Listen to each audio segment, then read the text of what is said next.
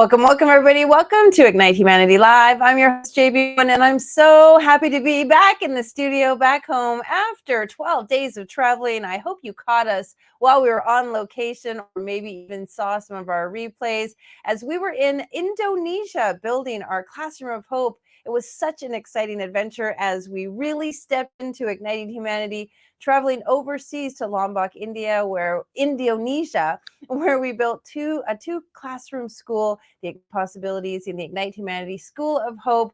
It was an incredible experience meeting the children, meeting the principal, the Minister of Education, and working with our partners, Classroom of Hope, as we built schools to ignite humanity. And that's why we're here. We're talking about ways that each and every one of us every day can just step into the opportunity to ignite humanity in our lives and in the lives of others. And it just starts with one person, one idea, one vision, one trajectory at a time, and we can make a massive difference, a ripple effect that moves throughout people and makes a difference in people's lives. And I'm so blessed and just filled to the brim with excitement and just gratitude for being able to build the school, spend some time in Indonesia in another culture with other people learning new things, and then of course to come home and be grateful for everything around me and be back in the studio right here with each and every one of you. Well, we're here Monday to Friday, every single morning, 9 a.m. Mountain, 11 a.m. Eastern on Traversity, talking about ways to ignite humanity, and every one of us can do that. And we can do it in small incremental ways. And I have guests come on the show and share ways that they are igniting humanity that was really sparked by their Ignite moment. We all have an Ignite moment that changes us and wakes us up and gets us moving in a direction of newness. And that newness creates a magnificent trajectory for other people, and our guests love to share about that. So today's guest, I'm going to let you know, is a wonderful lady, someone I've just spent so much time with and enjoyed being with. Jacqui Bishop is an adventure author and nervous system regulation expert who left her career as an attorney to help women on furlough into their vibrancy and thrive. Jacqui mentors ambitious, adventurous spirits to skillfully dance with dynamic interplay of nervous system so they can spend less time hijacked by the chronic stress and more time connected to their innate vitality and pleasure. She's the host of the Thriving Leader interview series and founder of the Art of Thriving program, which helps women rewire for more vibrancy, power, and delight in all aspects of their life. Love having her here. Welcome, Jacqui Bishop, to the show. Good morning. Good morning. How are you? Hi, I'm so good. Thank you so much for having me here. It's great to see you. Absolutely. And I love that you're outdoors. It's a beautiful day. It's just so great to see you in nature. I think that that's part of thriving. Would you agree? Absolutely. Yes, I'm on vacation in Napa Valley this week, and I've just been seeping in nature, it's been incredible to be in the warm sunshine under the trees and really unwinding. Well, that's dedication for joining us while you're on vacation. So we so appreciate that. It's interfering a little bit with your vacation, but I know people who love to ignite humanity, they just do it innately. They do it all the time, and it's just part of their existence. So thank you so much for Absolutely. being here. Absolutely. My pleasure. Let's talk a little bit about what you're up to and the ways that you like to ignite humanity. You're very much showing women how they can step into their vitality and really enjoy every aspect of their life. You want to talk a little bit about that? Yeah, absolutely. I am helping people reconnect with pleasure after chronic stress, right? As an attorney, even just as a student before I was an attorney, there is just this intense expectation of productivity and achievement, right? And like often you can just get so deeply ingrained in that world that you forget about the rest of it, and your body actually can shut down and stop having the capacity to experience pleasure. So this chronic stress, I've just been so interested in it and just studying it for years now, in that it is this nervous system dance, like you said in the introduction, this dynamic interplay.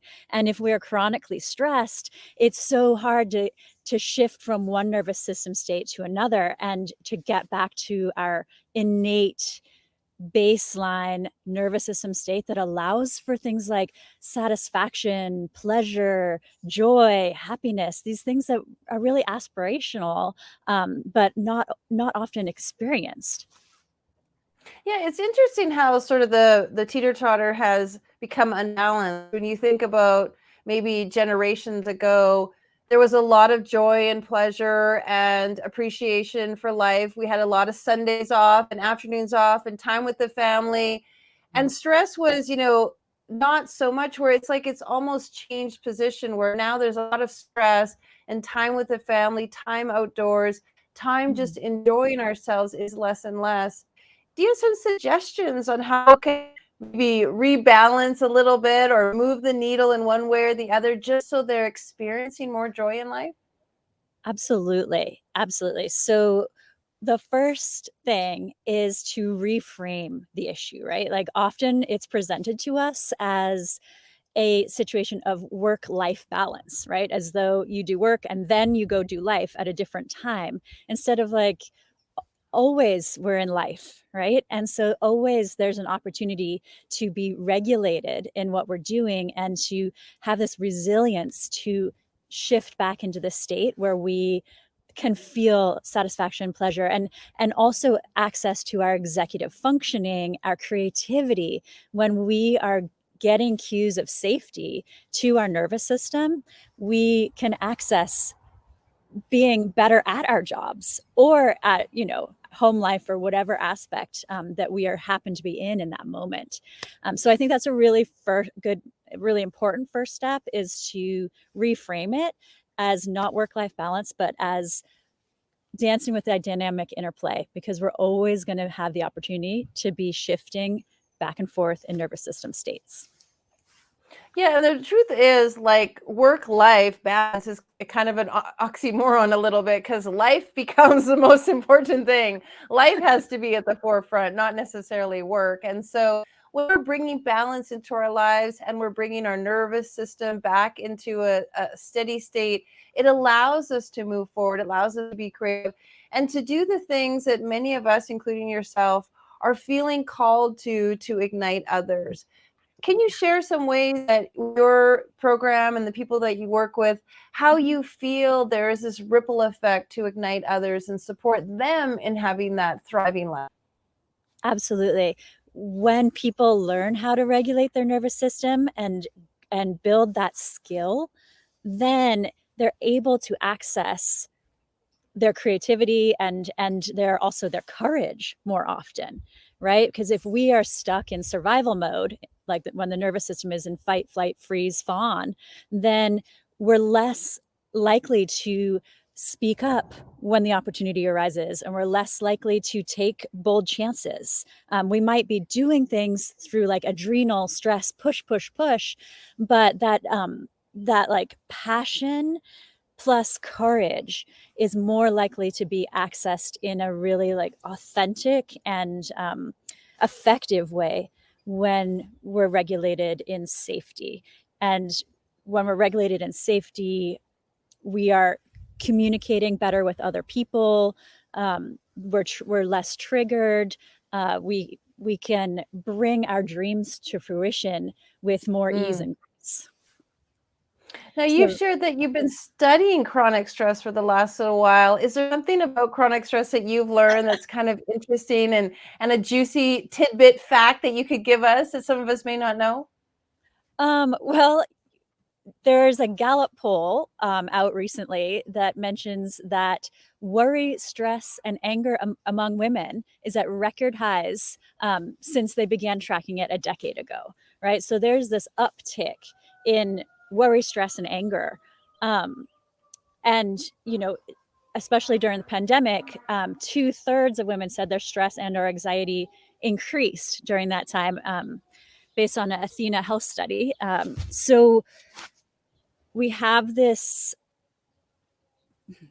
this epidemic of stress and Yes. this normalization of it, even though our natural baseline is the opposite of stress. And we are stress is an activated state that like we get hijacked into, or like we get shifted into based on stressors that come from our outside environment. And then we have a stress response in our body. And not many of us are taught how to work with that stress response once it's happened, right? I've been fascinated by this concept and practice of completing the stress cycle. And once I learned this, I was just blown away, because you can literally change how your body is reacting to the world around you in 30 seconds. And have Ooh, tell us the stress, is it called the stress cycle you said? yeah, completing the stress cycle. And so to do this, you make the distinction, first of all, between the stressor, which is either the aspect of your environment, external or internal, that is resulting in a stress response in your body. And so this stress response, often it gets triggered, but we've been socially conditioned not to complete that cycle. If you think of toddlers, for example, they will melt down and have a total tantrum, and boom, they're done, and they jump up and off they go and play, right? But as adults, it's really not appropriate in most situations for us to have a tantrum, and then which would complete our stress cycle. But there's ways to do, there's ways to do this that don't involve that, and or you can have a tantrum in private and it'll work. But there's much more subtle things we can do, like if we're in the workplace, or a situation where we're in a social setting, and we don't want to trigger other people to have their own stress response. So I can walk us through some of those if you'd like. Yeah, that's a great idea. It just made me think, years ago, I went to an event. It was a retreat, and it was, all kinds of different things. And they actually had a punching bag hanging outside with a baseball bat beside it. People would go out and like hit the baseball bat against the punching bag. And I thought, well, that's so weird, until I actually went and did it. And I was like, well, that's kind of rewarding. That kind of got some stress out. So actually, you made me think of that point. So yes, walk us through it. I think it's fascinating. All right. So you can complete all different kinds of stress responses. And so I tend to focus on some of the emotional ones, like let's say frustration. Like that's probably what the punching bag and the baseball bat at that retreat were for, anger or frustration. For those ones, I tend to advise either a pillow beating. So, to get that anger out on a pillow, 30 seconds, just set a timer and do it. And then the important part is noticing how you feel in your body before, and then checking in afterwards, right? And there's this process called titration, where like you only go so far as is right for you in that moment, right? So it's like, if it's not going to be helpful to like hit the pillow for 30 seconds, if you feel like that will like take you somewhere where it's not, where you don't want to go right now, then you watch for that. You titrate in your body to like stay in just the right amount of completing the stress cycle that's right for you. The other one for anger and frustration is called the wood chopper. And you basically pretend you're holding an axe, and then you put the axe over your head and you swing it underneath your legs all the way through. And you just repeat that for 30 seconds. And and then do a full body scan and notice how you're feeling. So I encourage the audience that's watching this live right now, if you have some frustration, try out the wood chopper. I love that one. Me too. More than anything, right? It starts to make you laugh a little bit after all, and then you sort of get a whole new response going. Absolutely. Absolutely. There's also really good ones for grief. Like often you'll see in some countries, when women are grieving, they'll get down on their knees, and wail and put their hands up. And so that's actually a way of completing sadness and grief. So when you're feeling that emotion, you can wait. You can do it on the spot if you recognize it on the spot. But the thing about completing the stress cycle is stress doesn't do linear time the way we do, the way our logical minds do. So you can complete the stress cycle on something that's happened in the past, which is great because if you're chronically stressed and haven't been completing the stress cycle, you may have a lot of completion to be doing, right? And so it's okay to do it later if you need to. Like if you're not in an appropriate place to start chopping with your invisible axe, you can save that for when you're at home. So grieving, down on the knees, hands in the air, and just let that sadness come up and out as opposed to holding it in, right? Often we curl up when we're like feeling sad. So it's kind of like that unfurling and allowing it to flow through and complete. Let's Really see. good suggestions. I really like, I think these suggestions are great because you're right. There's a lot of times that we just suppress the stress. We just grit our jaw and push through it. But I also liked what you said, that it's not linear to time, because if you're feeling stressed about something that happened a few days ago, you can do these stress releasing exercises to let that go today. So I think that's fantastic. You have any more to share? Absolutely. Boundary violations, right? Oftentimes we say yes when we really wished we'd said no. Like, oh, can you work this weekend? Sure. When you're like, wait, like why did I agree to that? And so we can go complete that stress cycle by saying no. And we can do this in private, and you just put up your hand and say no, no, no, no for 30 seconds.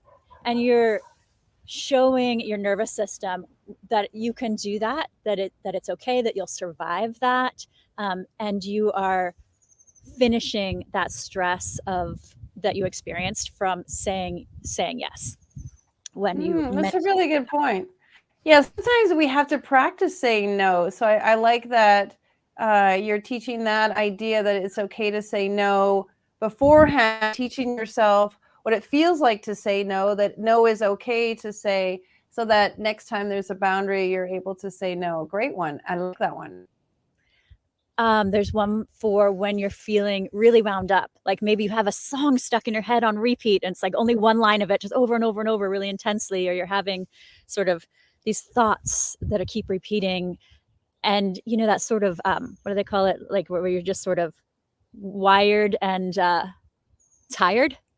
So if you're feeling wired and tired, this one's super simple. You simply squeeze all of your muscles at the same time and like try to do that for 30 seconds, right? So you even get your face in there and your stomach and your legs and your toes and just like, and then release. And that shifts your physiology by completing that wound up. And you can do that over and over again and keep noticing the changes in your body. Yeah, I learned that one. Go ahead. Sorry, I learned that one years ago, like when you can't fall asleep, to just like squeeze every muscle in your body and try to like squeeze every single one, your calves, your toes, your butt, your thighs, your stomach, your ears, your neck, your shoulders, and you just try to squeeze the whole, and then you do this big release and you let it all go. And do it. I do mine 2 or 3 times, and then I feel like, okay, then I can get more relaxed and more sleep. That's an excellent one. Yeah, it's a really good one for sleeping, like you mentioned. And when you're needing to come down off of an adrenal push. Another one. Ask you, like, get one more for sure. Oh, well, for irritability, right? Like we need to watch those toddlers and learn from them. And so if you have the space where you can go and throw a tantrum, like you can go on your couch or your bed and lay on your back and hit the bed with your fists and with your heels. So you're just kind of like this for 30 seconds.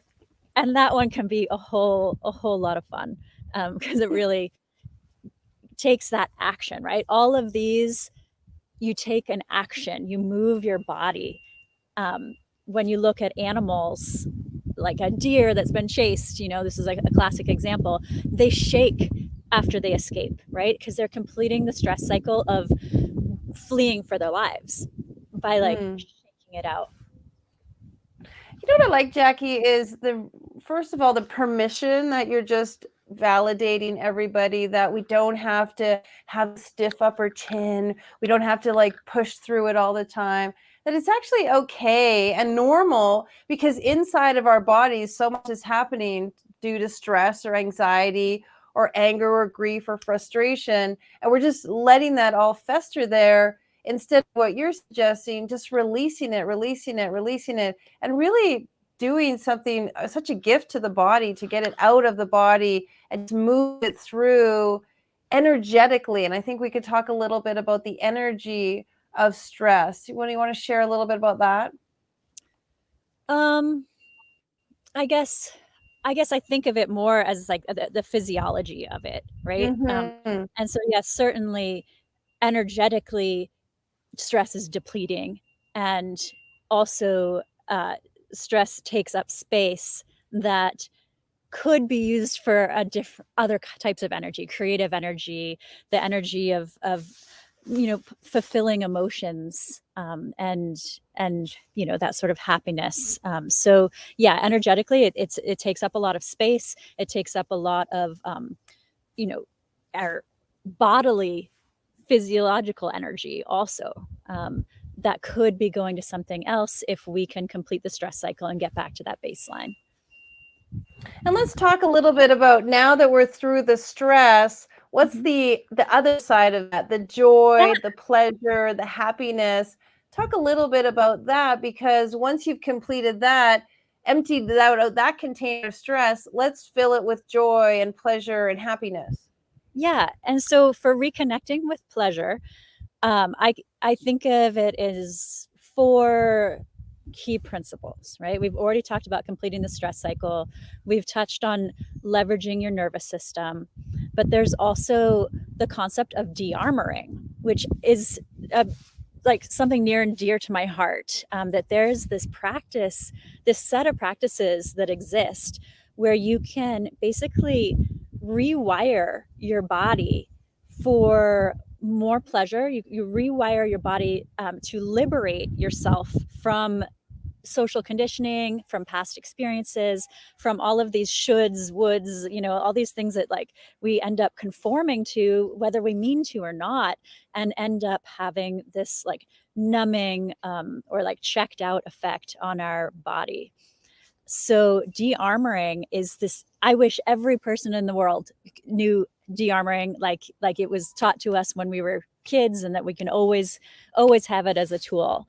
And there's physical de-armoring and emotional de-armoring.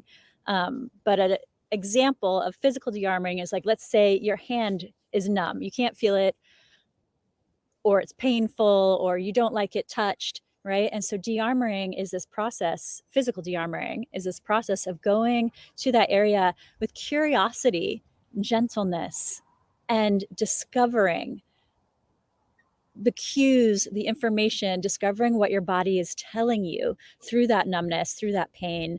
And then through that exploration, the gentle receiving of information from your body, you end up getting through that numbness or through that pain and reconnecting with pleasure. So it's massively important, and I'm a huge fan of de-armoring. I haven't heard of it used as that term, but I know years ago when I hurt my back, I just spent time loving it, loving the cells, loving the bones, loving the muscles, like just sending love, asking for forgiveness, just really taking the time to listen to the messages that my back was giving me. And so I can really relate to that. We have to take time to listen to what's hurting and what's working within our body. And if we take that time, it will really give us the messages that we need to hear. Such a beautiful, beautiful reminder that we all need to know about how important our bodies are. I just was at a conference. They said it's not stocks and bonds and real estate anymore. People need to invest in their health and their longevity and take care of their bodies. It's so true. Absolutely. Absolutely. And then the 4th key principle, engaging your primal brain. So often we are so caught up in our prefrontal cortex and this logistics and reason, that we forget that we have these other aspects of our brain that are so important for experiencing pleasure. So when we can engage our primal brain, we do this by like giving signals such as candles, right? The primal brain responds to fire. Ritual. When ritual is happening, the primal brain is like, oh, something important is going on. Like, let's tune into this. As humans, and we have this, we're wired for ritual and connecting with other humans. And things like art, right? When you look at art, your brain neurocepts, or your nervous system is neurocepting cues from that art, and certain art is going to engage your primal brain. And when you can get into that shift, when you can shift into your primal brain, you're going to have so much more access to states of pleasure. Such good conversation. I absolutely love all the juicy tidbits you taught us this morning. So many good things to implement into your life and to create a state where it's best for you to go out and really make a shift for you, because when you do the things for you, you do the things that helps others. We love it so much. We're going to put up on the screen below where people can find out more about you, and of course more about your upcoming book. You've got a book coming out next year, and I love that people can reach out and find more about you. Thanks so much for being here. We love having you. Big blessings to you. Have a great day. Absolutely. Thank you so much, Lady JB. It was wonderful to be here. Thanks, Jackie. Big hugs and kisses to you. That was a great conversation, folks. I hope that you gleaned a lot of wonderful information, because it's true. We don't need to be in stress all the time. We need to move through it. And Jackie gave some great ideas that I haven't heard of that's actually going to help benefit you and your stress receptors, so that you can calm down your nervous system and be in the best state. Be in your best state so you can go out and do things to humanity. Well, if you'd like to know more about what we're up to, go on over to our website and check out what we're doing. You can always find out more at ignitehumanity.live. And of course, you can see what we're doing. And one of those big things is building schools. I'm so happy to announce that we're just back from Indonesia, built our school with our recycle blocks from the plastic pulled out of landfills. It was a fantastic, amazing initiative, and all it made me want to do is more. How can we build our schools? So please, if you'd like to be a part of what we're doing and donate to our initiative, please go to our website in our link below. Every single dollar you donate helps us buy a brick and build a school in another third world country, so we can help kids and ignite literacy.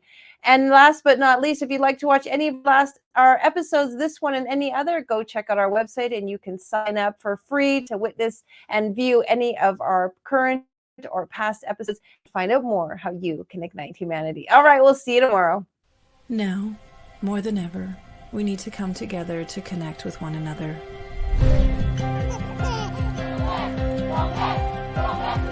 We need to feel the truth in who we are and let go of everything that's happened in the past. We need to empower every person on the planet and awaken hearts, enliven souls, come together, laugh, play, rejoice, connect, create, and love.